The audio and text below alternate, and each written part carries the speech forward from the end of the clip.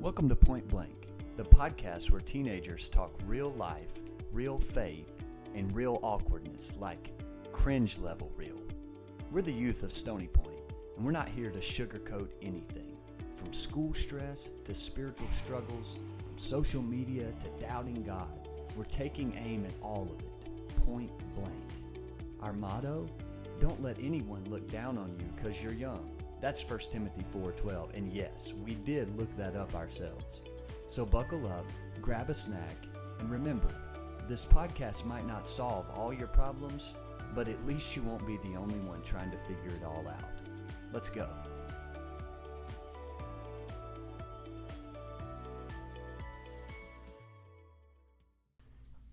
Hey y'all, welcome back to the Point Blank podcast. This is Ty, and thanks for joining us on this episode. We've had a couple of great episodes so far. Thankful for those in the youth group who have been open and honest about their faith and about their struggles, and I hope that you've been encouraged by them as we have, especially for us making them and just having a spot where we can voice some of these things to you without judgment, just being honest and real. Those are the things that help us grow, and we're thankful that we have this avenue to just be point blank with you. Got another episode for you today, and this particular focus is going to be on, well, I guess we're going to call it what we wish adults knew. And the reason we say that is because sometimes it just feels like adults don't get it, whether it's like pressures from school, struggles that we're facing, if it's something like mental health, that seems to be a big one, or just trying to live for Jesus in a time that's very different than maybe even the way that some of our parents grew up. We've got things that we wish adults knew about being a young person today, and so I brought on the show Amelia, and I think Amelia is going to be perfect for this episode. I've been looking forward to this for a while. She's going to do a great job. I'm going to let her tell you a little bit about herself, and then we'll jump in today. Hey, I'm Amelia. I am going into my sophomore year at Mars Hill. I play softball and I cheer. All right, so Amelia didn't say much about her being real. I don't know. I'd say she's a cool girl. She's real involved in social media and pretty popular, I guess, at school. Plays several sports, and she's one of those people that's into everything, and so I feel like this is a valuable piece of information to consider when we're going into this. And I would also say that since she's on social media, usually probably up to date on the trends and things like that, or at least familiar with them. And so when you're up to date on the trends in the social media world, that usually means that you're probably as far away from the adults as you could possibly be as far as understanding each other. I know that, even me, I'm 30, I teach at school though, and I'm around you guys all the time, and they come in and have these trends and these words and things they say, and I'm like, man, I just don't understand. And so I thought it was good to have Amelia for that reason. Amelia seems to be up to date on all that. So she's going to share some wisdom with us on things that she wishes adults knew. So here's how we're going to frame the discussion. Just kind of lightheartedly, I'm going to ask Amelia to give you, or at least to give us a couple of misconceptions, and we'll say funny misconceptions that adults have about teens today. Because I know that if you're an adult and you're listening to this, you probably already know what I'm talking about. Whether it is a TikTok trend, or it's saying something like bussin' or drip, something crazy like that. You already have some misconception about teenagers in your mind. And so Amelia's going to share some of her own, some funny misconceptions that adults might have about teens today. Amelia, what you got? My first one is just that, if teenagers are using slang, it means something bad. And I'll say something dumb, this food I just ate slapped or something. And, somebody older will be like, what are you talking about? And I'm like, that food was really good. Really good. But if you say something like slaps and they think you're not educated or think you're some silly or crazy just because you use a word, and I guess they really also think that, if they say lit or slay or, some other term that you kids like to use, then that makes them relatable to you, and that's just not true either. So yeah, funny misconception number one, if I use a word like slaps or bussin' when I'm talking about my food, that must mean I'm saying something bad, and that's just not true either. What else you got? Funny misconceptions adults have about teens. My next one is that TikTok is rotting our brains. Because, Mm, like, I feel like I get on there, and honestly, you see a lot of biblical encouragement of people, like, you might not have identical views on the Bible, but they're still encouraging and trying to get the Word of God out there. A lot of people use their social media for good. And I'm not saying, like, you won't get on there and see something bad, but if you're keeping yourself in a good headspace and you know how to limit yourself, then it can be a really good tool to spread the gospel. absolutely. That's a really good point, too. And TikTok, like other social medias, is all about algorithms. And, the algorithm puts things in front of you so you can spend time watching it or not. And if you, give it the attention that it thinks it needs, then it'll put more of it in front of you. But if you don't, or rather, I guess better said, if you're giving the proper things the right amount of attention, then that's what you're going to see more of. And Amelia's right, putting these, biblical things in front of you. I mean, TikTok's not bad. I mean, it can be bad, just like every other social media platform. But, like I told them right before we started recording, we were talking about TikTok and this exact thing. Like, oh, people just think we use TikTok for bad dances. And that's just not true. There's, things I learned about my golf swing on there. I learned how to cook different stuff with recipes. You hear great music artists that you'd probably never hear before. There's all kinds of talent discovered. But yeah, it's a platform. It's a platform for us to share the gospel, just like Facebook would be for old people, right?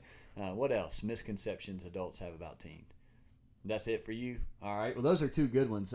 One other one that I had that I know I'm not a teen anymore, but I guess just being around teens all the time. And while it is frustrating for me, I guess a little bit trying to play the middle of someone who I realize I'm not a kid anymore, but also dealing with them all the time, is that putting down the phone is just that easy.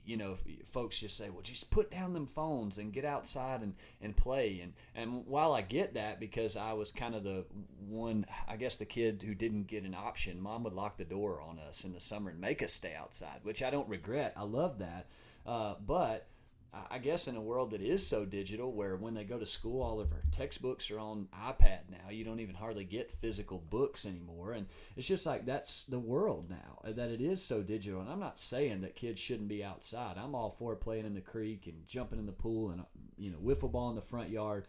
Please don't misunderstand me. But what I'm saying is, I guess adults just look at kids who are so digitally motivated and say they should just put it down. Well, it's not that easy.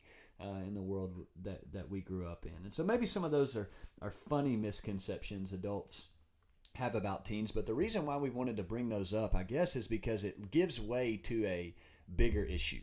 It gives way to a more serious issue that I feel like teens, and maybe Amelia will talk more about this in just a second, but I really feel like teens feel pressure.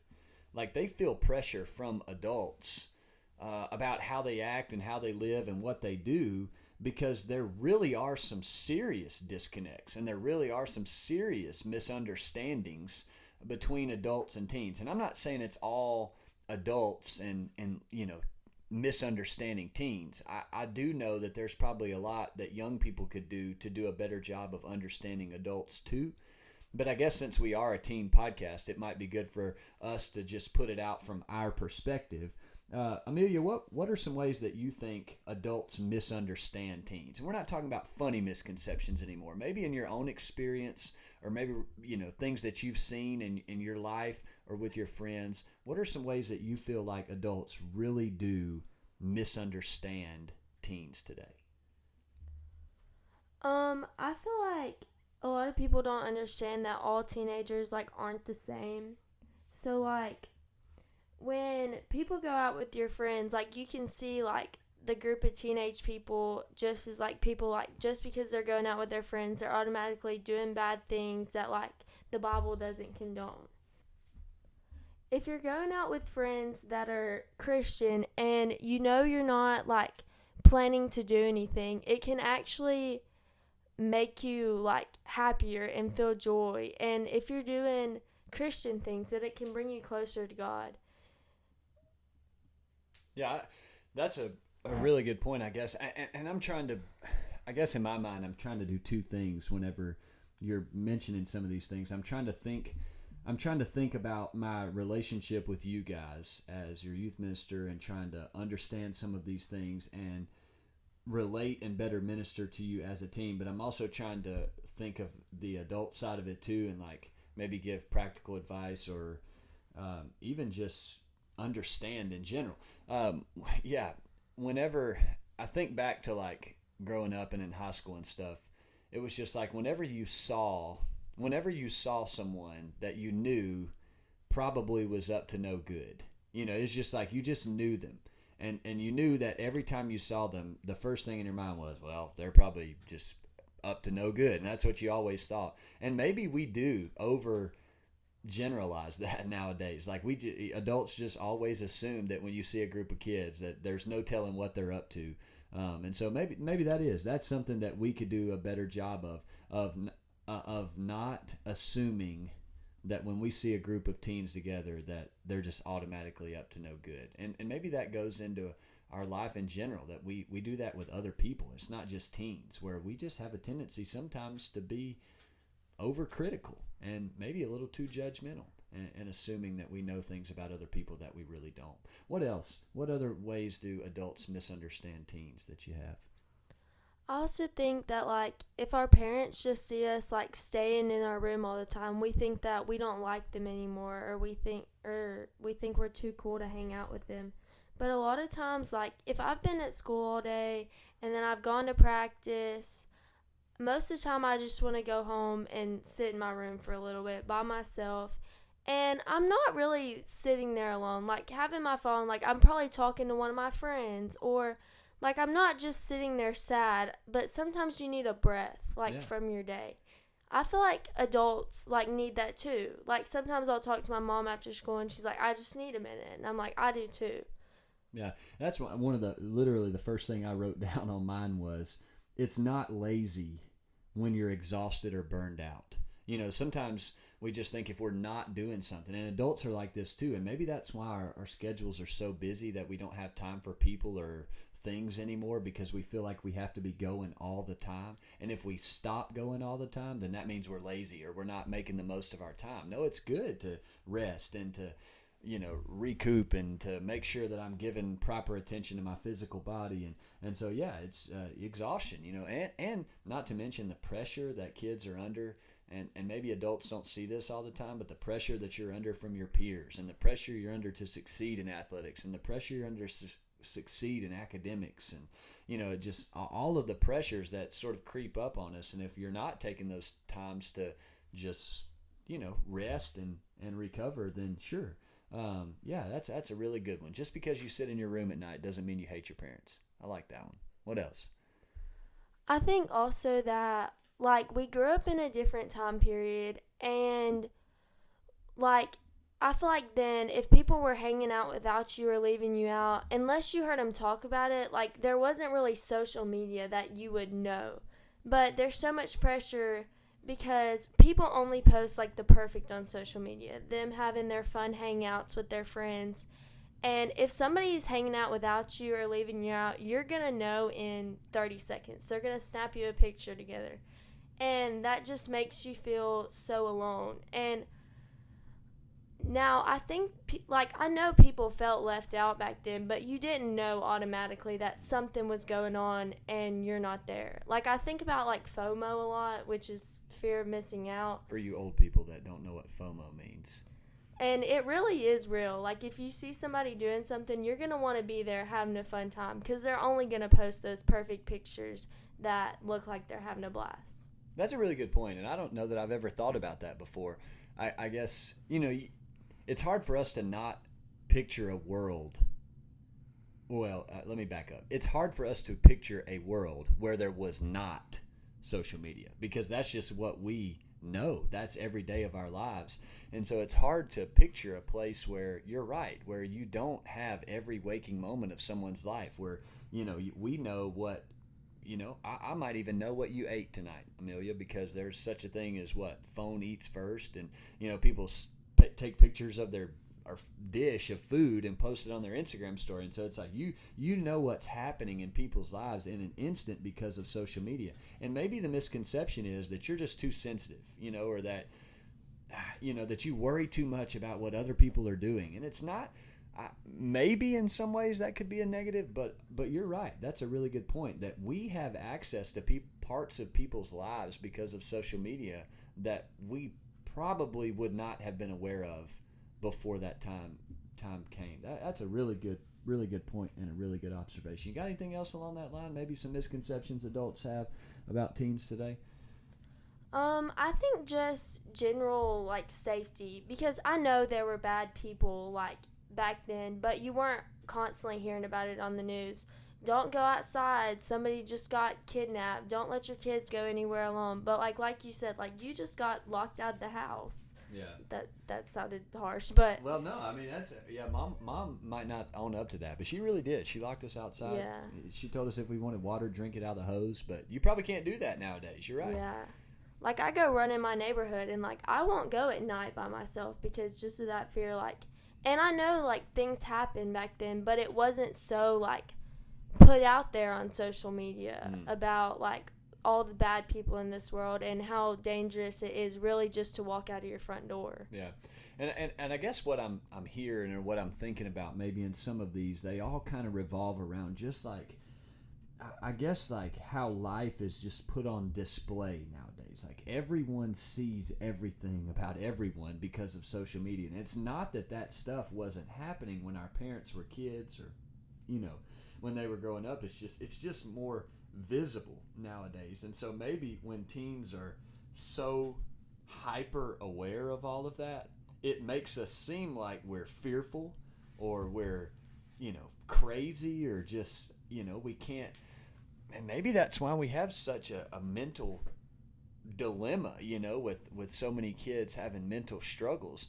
The misconception is we're just sensitive, and that we're emotional and that we just need to toughen up. But I think you bring some really good points to the table. Anything else on that front that you want to throw in there?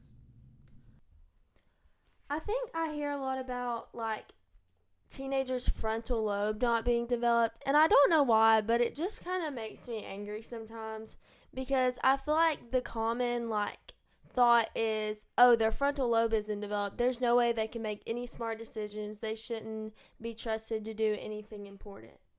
But Ecclesiastes 11:9 says, "Rejoice, O young man, in your youth, and let your heart cheer you in the days of your youth. Walk in the ways of your heart and the sight of your eyes, but know that for all these things God will bring you into judgment."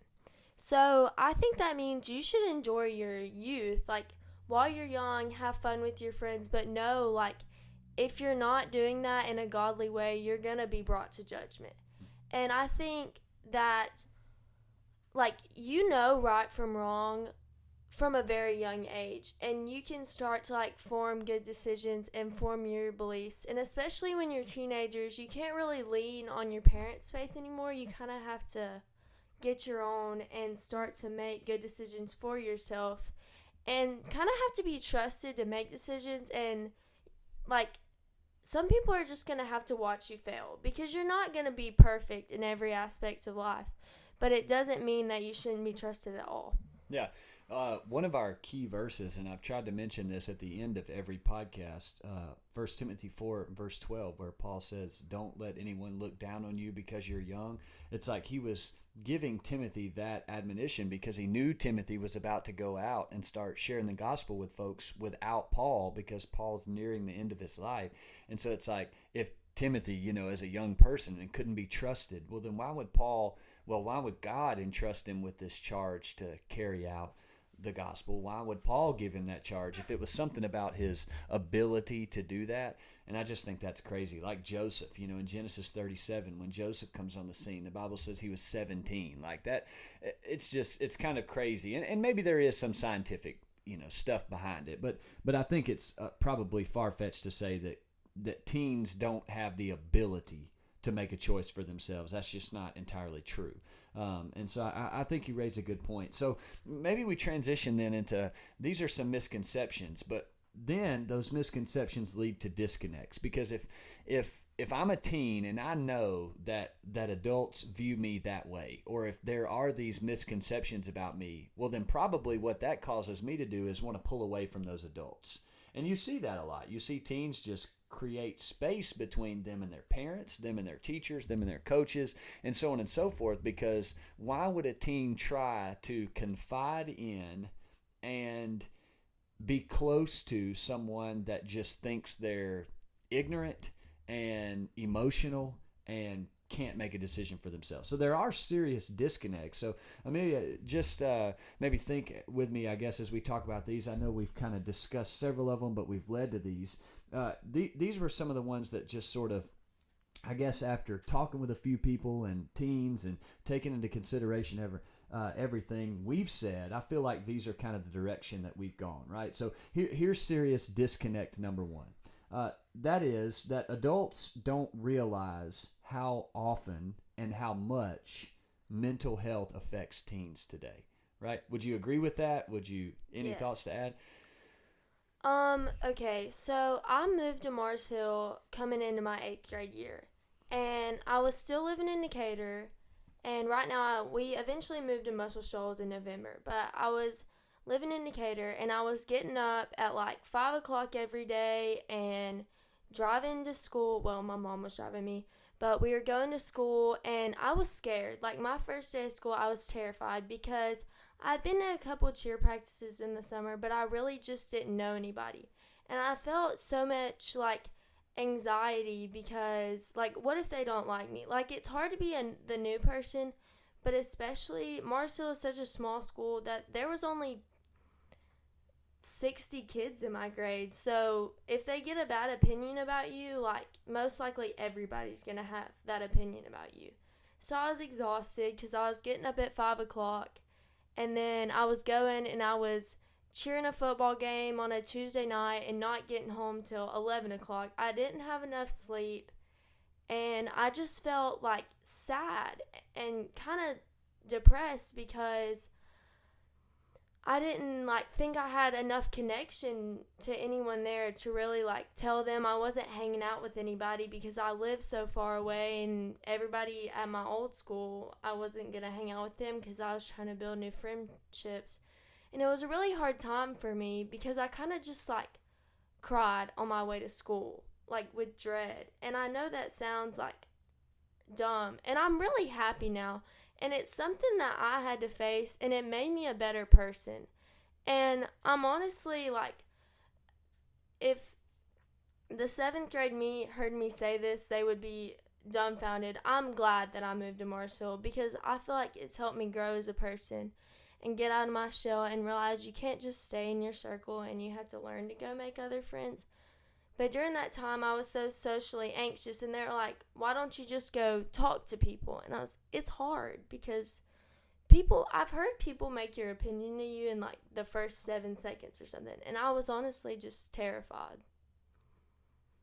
Well, I mean, one thing I guess that probably I took away from that is, you talked about how, it was a decision I had to make. It was something I had to do, getting over that. It still doesn't negate the fact that you struggled, deeply with those emotions and with that decision and how to fit in and how to make your old life fit with your new, all of those things are stresses that you felt. And I guess probably what we see a lot of is, adults. And like I said, this is just being general, right?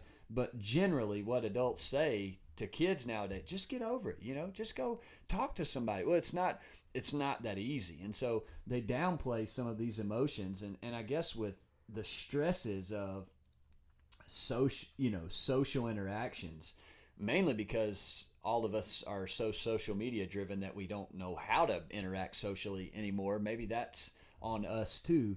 But I guess what I'm saying is adults just don't realize how mental health does affect teenagers today.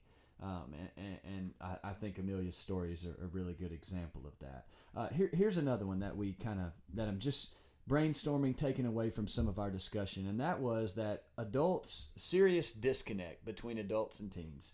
And that's adults sometimes give advice before they really understand what we're asking for. Adults sometimes give advice before they really understand what we're asking for.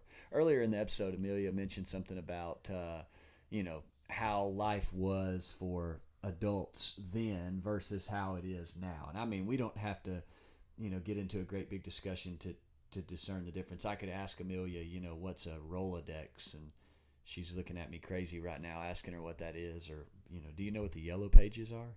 It's a phone book. There's a phone book, so at least we got that right. But I mean, just most everybody that's an adult says that was like, I know what a Rolodex is. But then I would turn around and ask you if you knew what drip was, and you'd be like, man, what in the world is that, as a listener? And so obviously there are generational differences between teens and adults, and sometimes what happens is that adults just assume that they know exactly how to deal with a situation because maybe they face something, and that's just not entirely true based off of the differences in our generation. Maybe Amelia can shed a little bit more light on that too, but I know that to me is the general consensus of teens, that they said, let's bring this to the attention of the adults, that sometimes they give advice before trying to understand what we're really asking.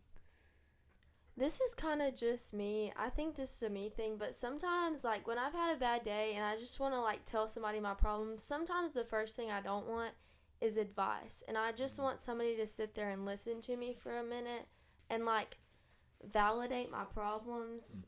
I feel like that's kind of like a toxic trait in myself, that I need somebody to validate my problems, but it kind of makes me feel better sometimes.